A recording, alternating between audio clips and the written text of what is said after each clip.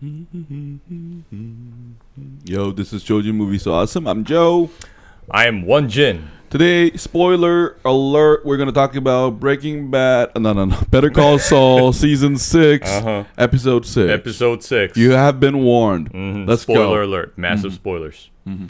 So, the big question before the mid-season finale is, right off the bat, let's talk about that first. Yeah, we got to talk about Kim. That's right. Is she about to do a Walter thing where her hubris is just going to, is this the rise before the fall?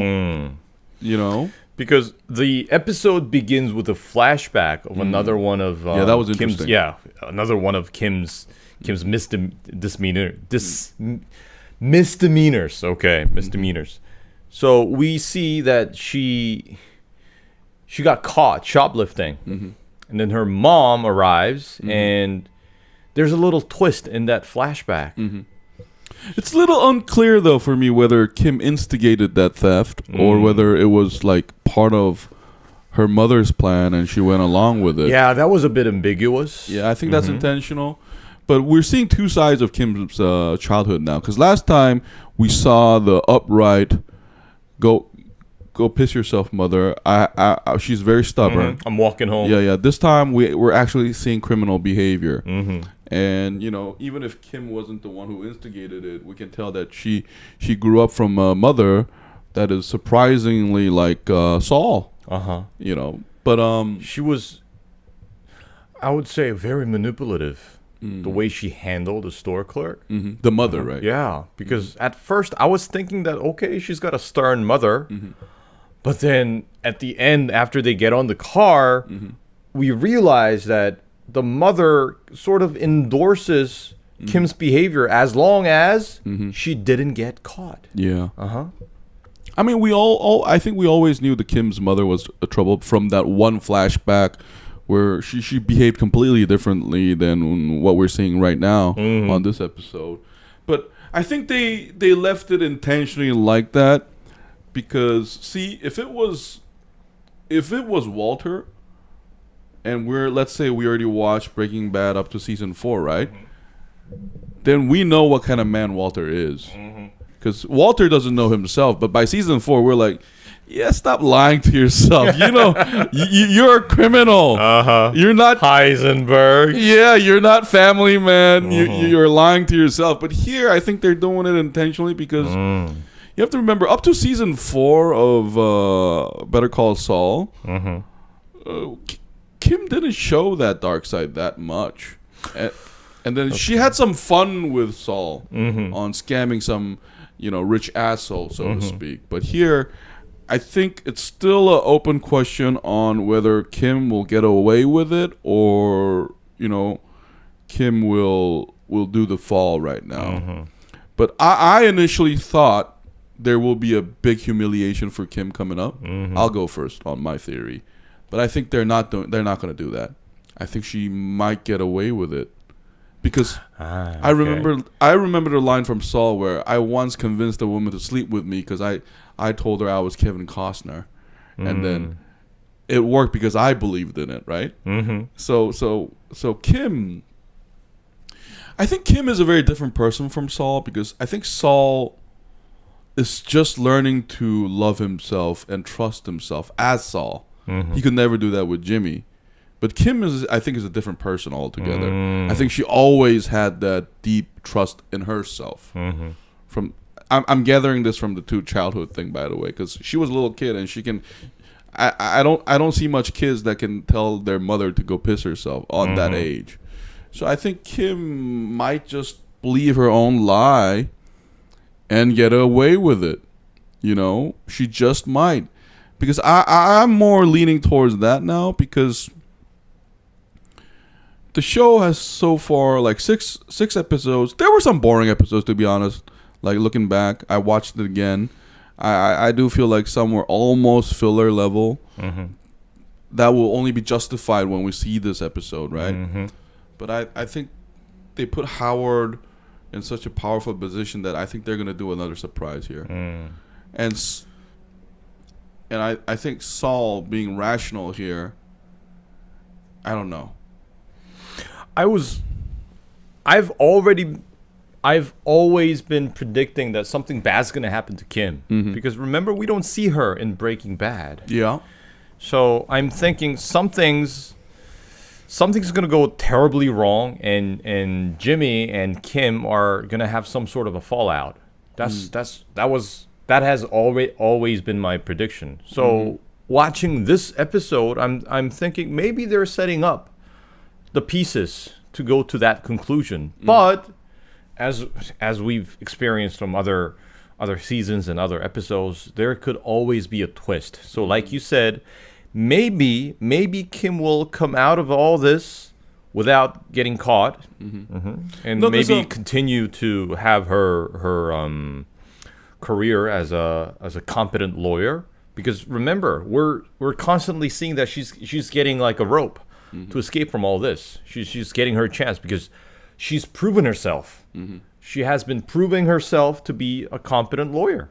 But I agree with a lot of the things, and those are all possible. But for me, the confusion comes from, like, what would happen if they got into a fight and they go their own way? How does that lead to the Saul we see in Breaking Bad? Because I feel like the Saul we see in Breaking Bad is forged thanks to Saul's relationship with Kim. So that's the question for me. I used to think just like you, and that's still possible, by the way. But I feel like 6 episodes in, except Nacho's death, everything has been too predictable for me. Almost too mundane even. There are some fun details that we get to see Gus as a paranoid guy. And some interesting details about Hector, how cunning he is. And some moves by Lalo, but none of them have been like a surprise. Because we kind of expected that from Lalo too.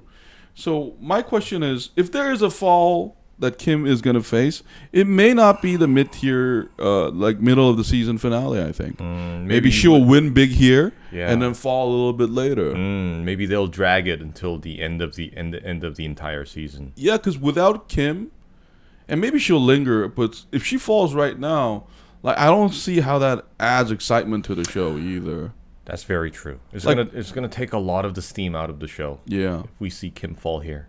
Oh, but let's get back to Kim, because I wanna pat myself in the back a little here, because I predicted Lalo and there will be some violence, right? That's right. Major violence. I knew that something like that would happen. Very intense. And you know what made me sad? It had to be the German guy who told Mike he was 10 times better than you, Ziegler. It had to be the nice guy. Not the other guy who said he was a coward all the time and then gets slapped by Mike. I knew the show would do this. I knew the good guy gets the punishment. And he gets his leg cut off, like foot cut off. That was completely unnecessary. No, I mean, I understand that Lalo's probably pissed because he broke his ribs or something. Yeah, but you didn't have to cut the guy's. I mean, chop his ankle off. No, but that scene was so funny, like, because I did not expect that to go down like that. Because when Lalo was like, oh, and then he was kind of acting. Yeah, this was the most vulnerable Lalo we've seen yet. Yeah. No, but he's pretending now. He pretends to be weak and strike again. I mean, because you wouldn't imagine a Salamanca showing, even as a fake, like weakness like that. Because I can't imagine Hector begging for his life ever. Oh, did you cut my left nut off? Cut the other one too now, bitch. That's what he's the kind of man he is, right? And the twins too. Like, remember the guy who had his leg cut off? He crawls on the bed just to spite Walt. So these are hateful people. I think you said that last time. But like, Lalo is such a manipulator that he pretends to be weak. I love how that scene was shot, though. You know, it gave us that thriller element. Yeah, it did. It's like in the middle of the forest where nobody else is there, and it's all quiet, and this guy, unidentified, we have no idea who he is. He approaches him, and he has an axe. That's all he has. He runs away into his cabin, and it was very breathtaking in a way. But I have to say this though. So far, the part 1 of season 6 has been more lackluster than season 5 part 1 of Breaking Bad for me. And I think I know the reason. My theory, let me go first. My theory is that it has to do with how long we've known these characters. But Breaking Bad, the big conflict in the first part comes from Hank and the unraveling of it all. But remember, we've seen Walter and Hank for 4 seasons prior to that. But here the problem is Kim's stake might be the highest because we've known her for a long time. That's right. Longer than Lalo. But none of them has been life and death. That's one thing. Another thing is, despite Lalo being interesting, he was only introduced in season 4. So I do feel like there's a less driving force than Breaking Bad. There isn't a feeling that something has come in full circle here. I agree. And I think to make up for that, they should have kept Nacho for a little longer. Yeah. Oh, that's true. Yeah. You know, because I'm afraid, and what is at stake is less than Breaking Bad. Because Breaking Bad, first of all, we don't know the future. That's one big part of it. Because this is a prequel. Yeah. So we know who lives and who dies. And it was always about life and death for Jesse and Walter.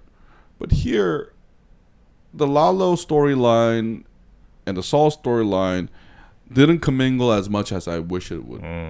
You know, that's why I think there's less energy. Yeah. And that's why in between episodes, like I'm talking about episode 4 and 5 specifically, I wish that German guy would talk more like this episode. Like, you know, I didn't like the fact that they just showed that and just moved on and forgot about Lalo. I felt like episode 4 and 5 could just have been one episode, like maybe an hour and 10 minutes, because there were some moments that I did not find exciting.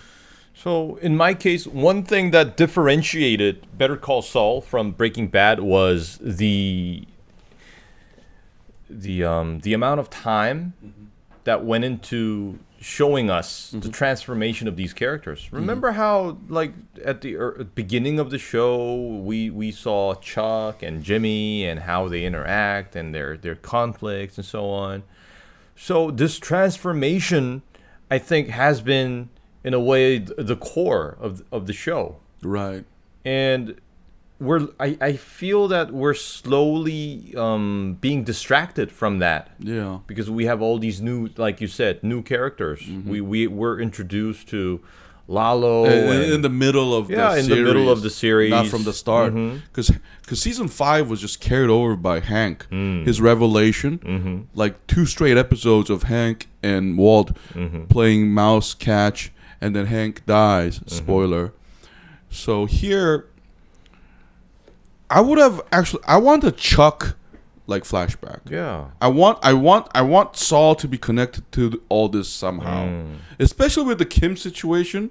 What we're seeing is another situation just like Saul's relationship with Walt. Because remember, like season 5, basically Walt was threatening Saul to be his lawyer. You're my lawyer or you die. You know?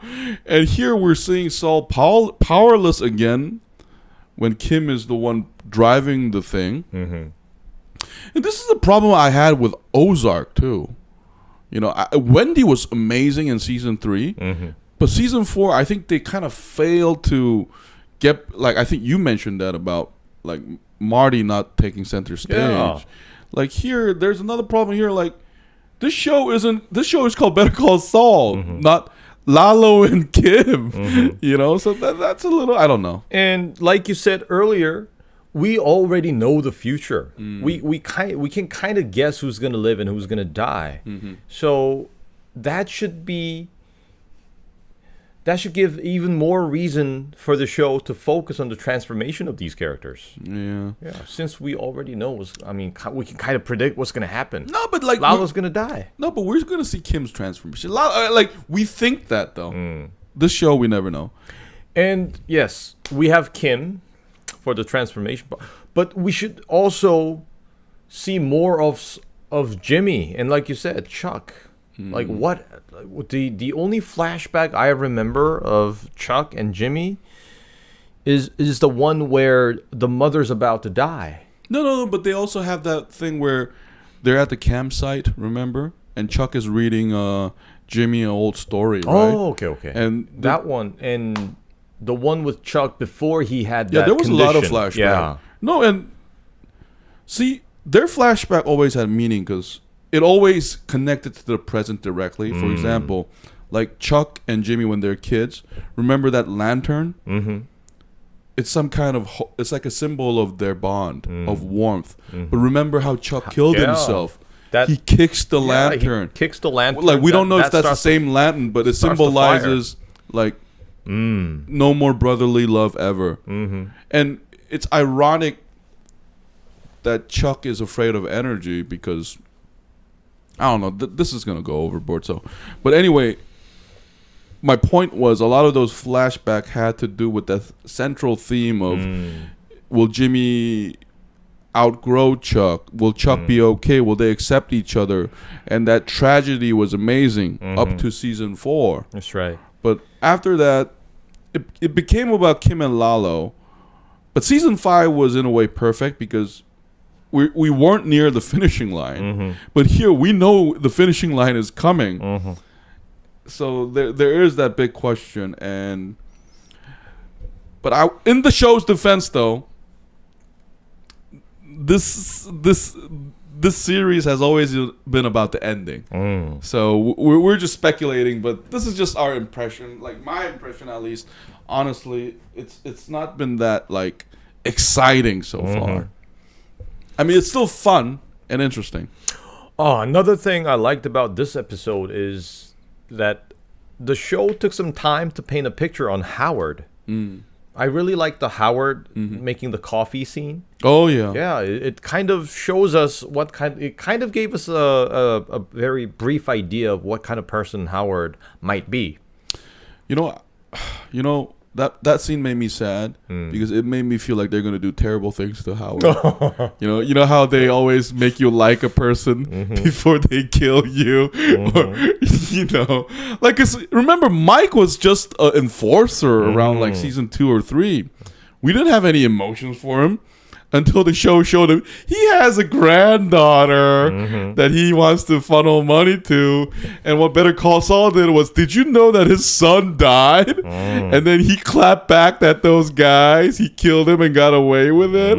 Ooh, so they're doing that here again, which I don't mind. Like, because I think they're gonna. I don't know. And Kim's and Howard's conflict is interesting though. Because we're seeing, before the season, in my mind, it always had been Kim, the down-to-earth hustler who came from nothing, who made it herself, while Howard was almost one-dimensional, except some nice things to Jimmy, a rich, born rich, grown rich. But they're doing the opposite thing now. They're doing Howard is actually kind, and they're asking us, Kimmy might not be as clean-cut as you thought she was. She wasn't just thieving with Saul. She always had it in her, maybe. So, I mean, this show is always about chemistry and what happens when people change. So I was also thinking about what was the purpose of that Howard scene, because we could clearly tell that he was very attentive to detail. He was very well organized. So maybe the scene is not just meant to show us what, Howard's a nice guy and he's a decent person, but maybe that tendency of having so much attention to detail is gonna end up in something completely unpredictable. I don't know, but that's a good idea, by the way. That's good observation. For me, it was about his unhappy marriage with his wife. Because the episode before, he was at the therapist talking about that, right? And they're not communicating well. So, but you have to remember, it reminded me a lot of Walter, too. Because before Walter becomes Heisenberg, he was in an unhappy marriage with Skylar. Yeah. I mean, they were pretending it was all nice, but it didn't seem that way. And here, I think, because this show is about showing the psychological vulnerabilities of people that they themselves don't even know. So I think good point. It could also do a reverse where Howard could just lash out suddenly, and after seeing this scene, we kind of feel it's justified because remember in Breaking Bad, we felt for Walter because the world saw him as a calm, normal chemistry teacher who can't hurt a fly, but we see his anger build up over his disrespect at the fueling station, his relation, the car wash. Yeah. His relationship with his wife. So the show characters are surprised by Walter, but we're not. So I'm thinking maybe that part was a foreshadow. Remember the scene where Howard makes that perfect latte for his wife? Yeah. Yeah. But she just pours it in the tumbler. She does not see the lovable mark. So maybe that's supposed to be, again, like a symbol that we're going to see in the future.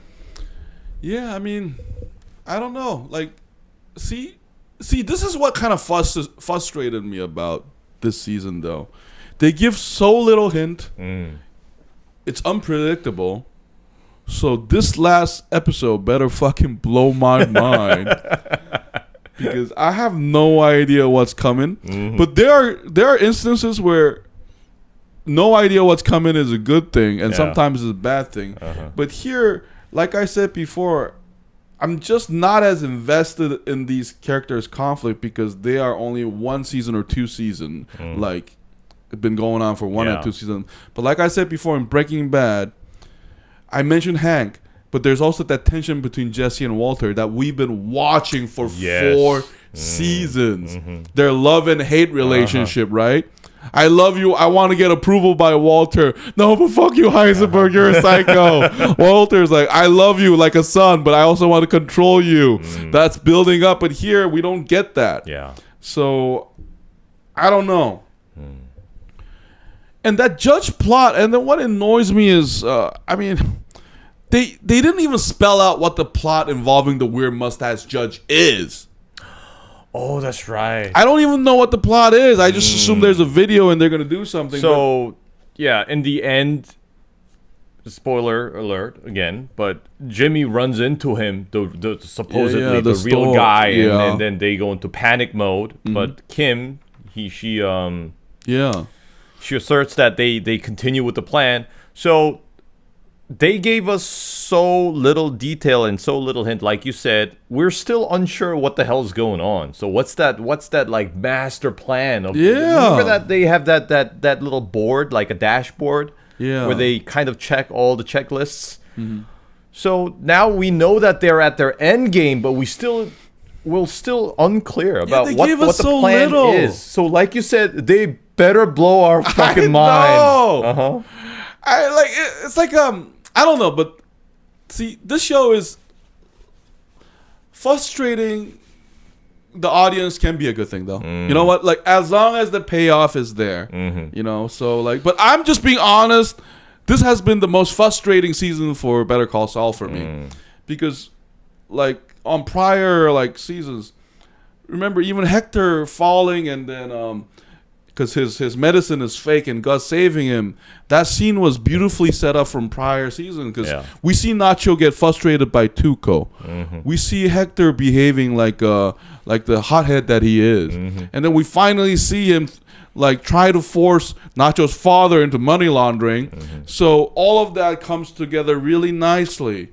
It's true. And here we just don't have that yet. I think so. I mean, that's my personal opinion. If you disagree, that you can do that. I mean, I love this show, but it's been the weakest so far. Yeah, because this supposed scheme that Kim and Jimmy are preparing, we've only seen the Howard side of their plan. So this plan with the judge and the filming of the fake dude and everything, that is still completely under the radar from us. Oh, but I did like that vet coming up and saying, I have this black book. Oh, and yes. All signs. And we see that the vacuum cleaning, the business card for the vacuum cleaner. Yeah, I like that detail, though. It makes sense that, Saul would, inherit that from him and then become the man, so to speak. Because I always like that vet character. My favorite interaction about the vet character is him with Mike, actually. I like that underground layer to it, and that's nice detail. But like I said, I don't know, this last episode. Oh, before we conclude, let's trade predictions. I don't think Kim is gonna fall. I think Kim is gonna become the Uber Saul. I don't know, and maybe leave Saul because she's a badass bitch, and you're a pathetic little lawyer in a shit house, like whatever. So maybe that could happen. Because and I think part of me doesn't want to see Kim get humiliated. Me too. Like I know what you mean. I don't know. Like maybe we've seen her kind side to her. Yeah, that's right. Because we know that she's genuinely, in a way, a good person. Depends now, though. Oh yeah, it depends now. Because it's I feel I feel towards her the way I felt about Jesse around like season 4, after he killed what's his name, that Gale or whatever that guy was, that Gus was trying to have him replace Walter. That's how I feel about Kim, except Kim is such a hybrid character. Like she's competent as Walt in her field, but she has a good soul. Yeah, and she has genuinely admirable traits. I don't know though, but whatever happens, I can't wait for it because this episode better blow my mind. Because if this episode sucks, I'll be like, why didn't they just do 11 episodes or something? Why do they have to always do this part one and part two? Yes. Why don't they just make another season or something? But I do feel like they're making it for the fans though. Like not general audiences, but I think they're making it for Breaking Bad fans like us, like hardcore fans. That's why I think like as each season went by, it just went more hardcore and hardcore. Total Breaking Bad. But besides Kim, I also would like the hell to know what Lalo is really up to. Like, what is he going to do with that information? Because I've seen the trailer for episode 7. Like, Mike says something like Last Stand, and I think your prediction is right, where they're going to fight at the lab. Yeah. But, see, that story has been weak than I thought it was. Because, like, look, man, if you're Lalo and you find out about a meth lab, you go to Don Eladio. That's right. You don't go to Gus. Says, Don Eladio, I'm alive. What the fuck? This whole what the fuck? Boss. And then he's doing this meth lab. You know, you go to your daddy. You don't go to Gus. I came back from the dead. I was ambushed by these mercenaries. The Chicken Man's behind all this. Yeah, they told me it was the Chicken Man, and here's a proof. Not a proof of him trying to clap me. And also, I'm the living proof. Yeah. And here's the evidence of him trying to make a meth lab without you, and then make more dinero without you. And we know how much Don Eladio loves money. That money is mine. You know, so like I don't know, like this the conflict between Gus and Lalo has always also been weak for me. Yeah. Like, because look, if you're not going to go for logical, you got to go for speed. You know, and they didn't do the speed route. So as much as I enjoyed Lalo's interaction with Mrs. Ziegler and the poor guy who had his foot chopped off, like I don't know, man. Like, are you gonna? Like you said, I have no idea how they're gonna conclude this. I mean, like, it's been a little bit frustrating, that part. Like, look, like, are you gonna go tell Gus that I found out about your math lab and like gloat about it? And Gus will probably ask, so you're the only one who knows about this? Yeah. Yeah. It's time to die. I don't know. Then maybe Hector knows, but that still doesn't make sense because let's say Lalo tells Hector and Lalo dies. Then Breaking Bad doesn't really make sense. Yeah, because like Hector, despite his flaw, he still has his cousin, so he can just call on them and tell them to write and says, Chicken Man, make meth lab, tell Eladio, at the end of story. Underground, laundromat. Yeah, laundromat, underground. So like, I don't know how they're gonna wrap it up. Like maybe you're right. The only way it makes sense is Lalo makes a mistake and get clapped before he tells his uncle or Eladio. But I don't know. Like, look, you and I both share some frustrations, but this frustration can pay off. That's right. If the episode makes sense. You know, so the next few episodes gotta be right. I don't know. They gotta do this stuff right. No. Hey, man. we might get shit for that. Like, look, we're not acting arrogant. We're just speaking as fans. Just saying, like, I mean, they told us so little. You know, they didn't even do that for like part 2 of Breaking Bad, because everything Walter did, no matter how erratic it seemed, in hindsight, it all made sense. You know, they always connected with a foreshadow. So maybe they're doing that. But before we see it, it's so hard to guess what it is. Like, but I would, if I had to choose between Kim and Howard eating shit, I'm sorry to Howard, but I would want Howard to eat shit. I'm sorry, man. I like them both, especially this past 2 seasons. Howard seems like a genuine, honorable person, caring for Chuck. Because remember, he was the one who cried more than Jimmy when Chuck died. I mean, you can argue that Jimmy was repressing his emotions, but so I don't know, but I don't want to. I don't want to see. I don't want to see Kim fall. Yeah, me neither. But well, on the contrary to your prediction, I'm thinking we're gonna see Kim fall. Yeah, because remember, Breaking Bad had a very bittersweet ending. And then, so she falls this time, and then Saul uses the new phone book that he got to get her to change her identity. And she's in Wendy's, like making burgers in Minnesota, and then he's in Alaska, and then they meet and they make that the ending. That's gonna be hilarious. That could I would actually like that ending. No, I want. So Kim is gonna be like the first client that Saul recommends to the vacuum cleaner. Oh my god! But now that you said that vacuum cleaner is a hint, isn't it? We could apply that to Better Call Saul, because it's implied in Breaking Bad that Saul used the services before, so maybe he used that services for Kim or Lalo. Never know. We don't know yet because the show didn't tell us nothing.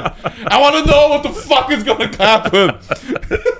I'm sorry for the frustration. I don't want, and then, you know what? I don't want Lalo to die, man. I would watch. I wouldn't watch a Gus show, but I would watch the Rise of Salamanca or the Rise of Eladio, four episode miniseries. I would watch that, and Gus could be there, but he can't be everything. But anyway, hopefully we'll see what happens in the next episode. Yeah, that's our thoughts. If you have your predictions, please share them with us. We are having a good time watching this series, by the way. So we'll come back next week when the finale airs. If there's any movie or drama you want us to review, please tell us. Thank you so much. This was Joe. This was One Jin. And see you next time.